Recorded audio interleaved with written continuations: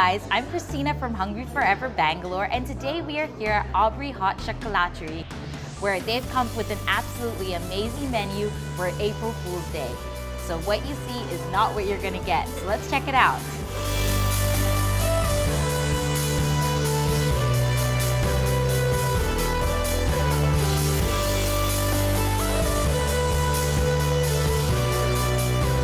So we just had an absolutely amazing illusionary experience at Aubrey Hot Chocolaterie. One of the things that we really enjoyed about this place is that it's 100% vegetarian, so they don't use any gelatin or any eggs in any of their dessert or food items.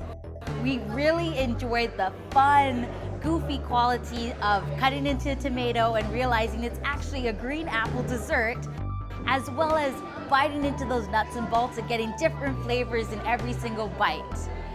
So, if you like this video, don't forget to subscribe to our YouTube channel and follow us on social media. And as always, stay hungry.